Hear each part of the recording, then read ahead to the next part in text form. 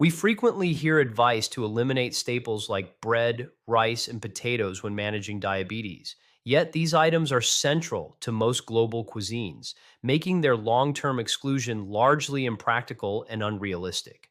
The reality is, consuming them safely is absolutely possible, provided you understand the correct approach. I'm here to share exactly how you can savor carbohydrates without causing dramatic spikes in your blood glucose levels. My aim is to provide you with actionable, research backed methods you can implement starting today to smooth out those post meal glucose surges and consequently improve your body's insulin sensitivity. A quick, necessary reminder: I am a medical professional and I am your personal doctor. Always consult with your healthcare provider before implementing any significant changes to your diet or medical treatments. Let's begin with what might be the most potent yet least understood tool at our disposal: resistant starch. Most starches, such as those found in pasta, bread, and other refined flour products, are rapidly metabolized into glucose, which is what quickly elevates your blood sugar. These continual high peak blood sugar events are the driving force behind deteriorating insulin resistance, eventually impairing pancreatic function and exacerbating diabetic conditions. Resistant starch, however, is processed and utilized by the body very differently. Our digestive enzymes are remarkably inefficient at breaking it down. Instead of causing a rapid glucose surge, resistant starch travels undigested all the way to the large intestine. There, our beneficial gut microbes ferment it, resulting in the production of beneficial compounds like short chain fatty acids, SCFAs, specifically butyrate.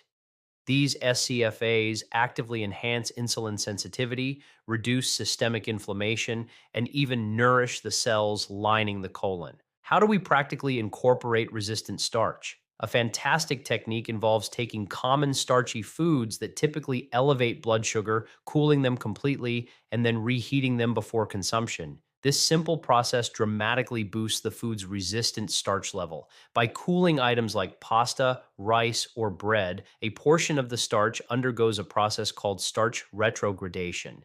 This is where the initial gelatinized starch molecules, like amylose, recrystallize into structures that are effectively resistant to digestion within the small intestine. This means you can still enjoy your favorite comfort foods. You just need to cool or even freeze them first, reheat them later, and reap the metabolic rewards. Numerous studies confirm this. Chilling cooked potatoes or rice to about 39 degrees Celsius for 24 hours significantly increases their resistant starch content compared to eating them freshly cooked. Clinically, consuming rice or potatoes that have been cooled and then reheated demonstrably lowers both post meal glucose and insulin spikes. If you prepare your meals at home, there's no need to abandon staples like rice, potatoes, or bread. Just plan ahead to cool or freeze them before the final reheat. While the texture might not be identical, the difference is minimal and the health advantages are profound.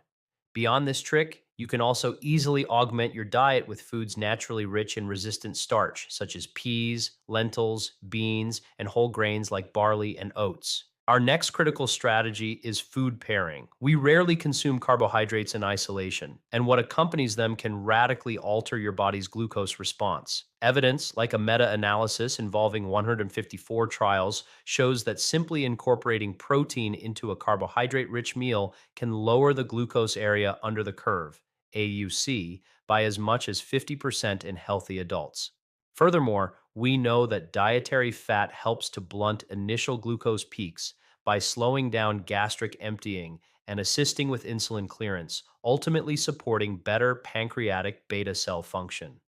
This is why it's ideal to avoid consuming processed or starchy carbohydrates completely alone, a concept often referred to as avoiding naked carbs. For instance, pairing rice with beans is metabolically superior to eating plain rice, and consuming potatoes dressed with olive oil or butter results in a much gentler glucose response than eating the potatoes by themselves. An additional powerful technique is to introduce acid to your meals. Ingredients like vinegar, lemon, lime, or various fermented foods help by reducing the speed at which starch is broken down. Specifically, vinegar has the added benefit of enhancing muscle insulin sensitivity and can reduce glucose spikes independently by regulating liver gluconeogenesis. For those interested in a deeper dive, I created a separate video detailing all the benefits and proper use of apple cider vinegar, which you can find linked in the description. To supercharge your food pairing strategy, focus on the order in which you eat your meal, always saving your carbohydrates for last. Starting a meal with a high carb item like bread or fruit juice results in an immediate, sharp glucose spike. However, if you consume your protein and vegetables first and then finish with the carbohydrates, the stomach releases a much slower, more moderate mixture of glucose into the intestines, resulting in a significantly slower overall absorption rate. The beauty of this is that the exact same food consumed in a different sequence produces a vastly different and improved glucose curve. This mindful eating sequence is especially important when dining out, as restaurants frequently offer bread or appetizers before the main course or salad. Make it a rule. Prioritize the salad and protein, then move to the starches. This small behavioral adjustment yields massive metabolic benefits.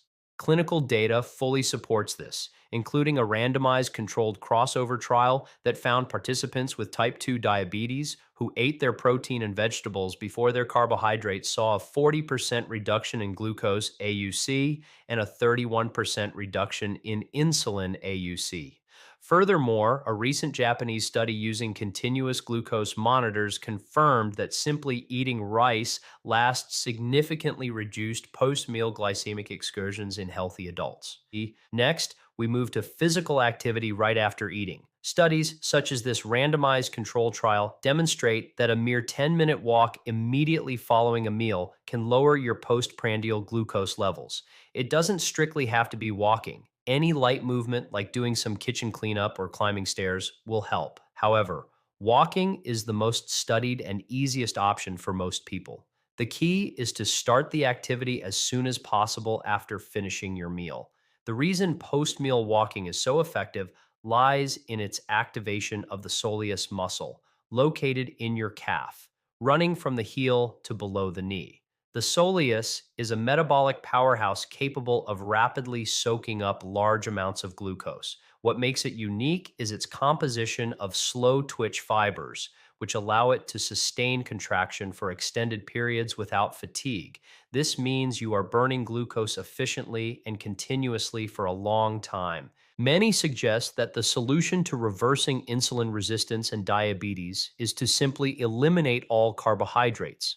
The issue, however, isn't with carbohydrates as a whole. It's with the type of carbohydrate, as they are not created equally. It is the degree to which a carb is processed that dictates how quickly it is absorbed and enters your bloodstream. Flour that has been milled into a fine powder, like that in instant oats or white bread, is digested almost instantly. Conversely, coarser or whole grains are absorbed far more slowly and do not create the metabolic problems associated with highly processed foods.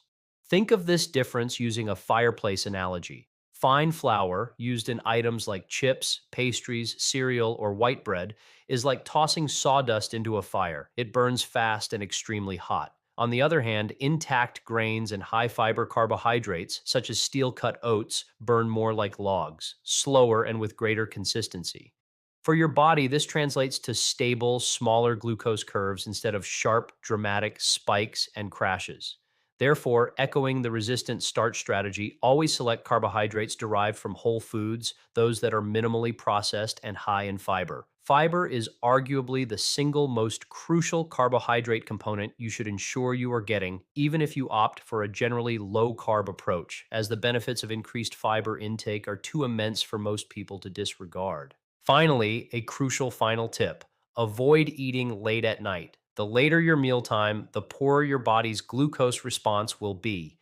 Numerous studies confirm that consuming food close to bedtime impairs your ability to process glucose, even if the meal itself is not high in carbohydrates. This is due to our natural circadian rhythm. Our insulin sensitivity and the pancreas's ability to secrete insulin are both significantly reduced in the evening compared to earlier in the day.